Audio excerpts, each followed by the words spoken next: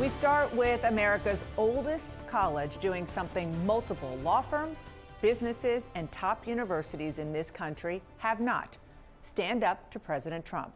And today, Harvard is paying the price, literally. The White House says it's freezing more than $2 billion in grants to the university after it rejected the administration's demands for sweeping changes. Moments ago, the president even went further. He threatened the university's tax-exempt status unless it acts, quote, in the public interest.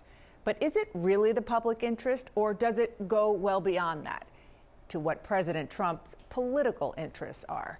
That is clearly what Harvard thinks. CNN's Jeff Zeleny is at the White House. So, Jeff, here's the bottom line. This all sort of came at Harvard and other universities with the pretext of the notion that they didn't fight anti-Semitism hard enough. But what they have asked for inside that White House in terms of demands for reform is far more than fighting anti-Semitism.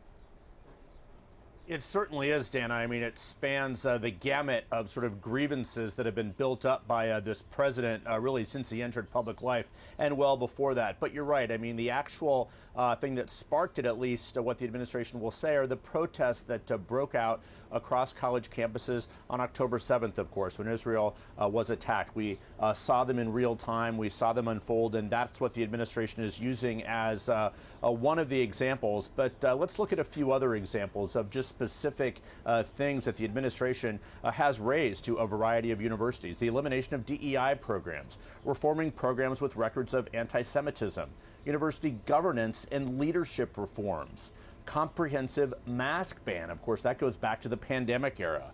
Merit-based hiring and admission reform, an audit of viewpoint diversity, as well as student to discipline policies, including police involvement. So if you look at the actual sort of points of fact that the universities are being presented with, and some of it also comes with the closure of the Department of Education, at least the recommended closure. Universities are being hit with a wide gamut of things, and universities have grumbled but have not pushed back until Harvard. But Dana, this is very interesting, and we heard from Harvard in recent days, but a new letter from a couple of conservative lawyers who have strong conservative credentials points out that Harvard is going to stand its ground.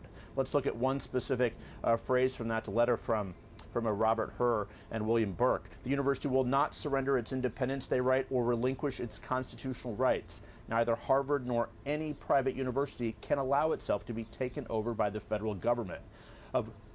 Of course, Burke was a former deputy White House counsel in the Bush administration. Robert Herr is the one who questioned President Biden. He was the special counsel. So interesting that Harvard has chosen conservative lawyers to represent them. Of course, they will go on to say that a lot of these dollars are used for medical research, for the common good. But it certainly is the front on a variety of fronts of flexing the president's executive authority, one of many cases that we're seeing. But Harvard is doing something different. It's standing up. We'll see how they fare, Dana. Turning up the heat, President Trump now threatening Harvard University's tax-exempt status, suggesting it be taxed as a, quote, political entity. Now, this Truth Social post follows the administration's decision Monday to freeze more than $2 billion in federal funding after the nation's oldest university rejected demands to change its policies. The White House pushing Harvard to make significant changes, including ending its DEI programs, banning masks at campus protests, and giving, quote, full cooperation to immigration officials, among other things.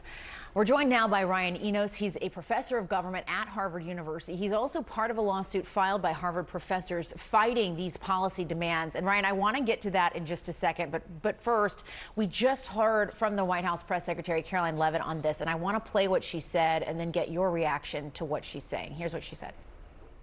The president made it clear to Harvard, follow federal law, no longer break Title VI, which was passed by Congress to ensure no student can be discriminated against on the basis of race, and you will receive federal funding. Unfortunately, Harvard has not taken the president or the administration's demands seriously. All the president is asking, don't break federal law, and then you can have your federal funding. I think the president is also begging a good question. More than $2 billion out the door to Harvard when they have a more than $50 billion endowment. Why are the American taxpayers subsidizing a university that has billions of dollars in the bank already? And we certainly should not be funding a place where such grave anti-Semitism exists. Ryan, I just want to get your reaction to what she just said.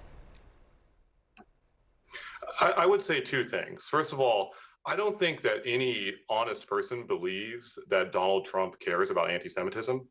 This is a guy who dines with white supremacists. He has people in his close circle who give Nazi salutes. And he has coddled white supremacists and Nazis for years.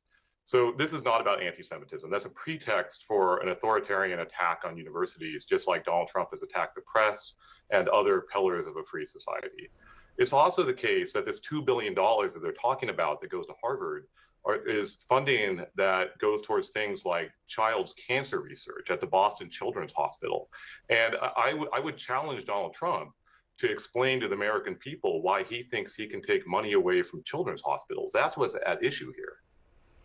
And back in early March, you co-authored an op-ed in the Harvard Crimson, and you wrote in part that you believe democracy is in greater peril today than at any time in modern U.S. history. And you went on to say, in the face of this assault, Harvard's silence has been deafening. Now, since then, Harvard has pushed back against the Trump administration, which is kind of where we find ourselves now with this $2 billion in federal funding that they're revoking. How would you assess the school's actions today at this point?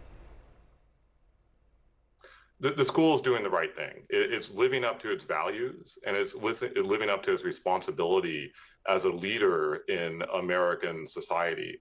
And it speaks to the problem, which we raised in that op-ed, which is that American democracy is under attack here. It's not just higher education. It's certainly not just Harvard. Donald Trump is doing the same thing that authoritarians in places like Russia and Hungary and Venezuela have done when they've tried to dismantle democracy. They start with universities, they start with law firms, they start with the press, and then they move on to other places. And Harvard and other leading institutions has a responsibility to speak up and say no to those things. And I think so many of us were thrilled yesterday when Harvard finally did the right thing and said, no, we are going to say no to these un-American and unconstitutional attacks on our civil society. And as people are watching this, to perhaps an American out there who is struggling with high prices and to get through a day, the line that Caroline Levitt said in there about the billions of dollars in the endowment for the university and the $2 billion in funding, I hear what you're saying. These monies go to different things. But what do you say to those people? Why should they care? They don't attend Harvard. Their child may not attend Harvard. Why should they care about what's happening on your campus and to your university? Yeah, I get that. I'm not asking anybody to feel sorry for Harvard. What we are talking about here is an attack on civil society, and it's not going to stop with Harvard. It didn't stop with Harvard. He's moved on to other institutions, other universities. He's moved on to K through 12 schools. He's attacked the press. He's attacked lawyers. He's attacking anybody that disagrees with him. And that's what authoritarians do. They attack anybody that pushes back. So Harvard's responsibility as the oldest and the richest university in the United States, the richest university in the world, is to push back on these things. It's not ultimately about $2 billion for Harvard. It's about whether we have free speech in this country. It's about whether people are able to study what they want, to criticize their government, and do all the things that make America a free country. That is what Donald Trump is attacking. And you can care less about Harvard. I understand why most people would. But in the end, it's a lot bigger than Harvard, and Harvard is putting up a fight now that all Americans should get behind. And we're going to see where that fight leads. Ryan Enos, thank you so much for your time. We really appreciate it.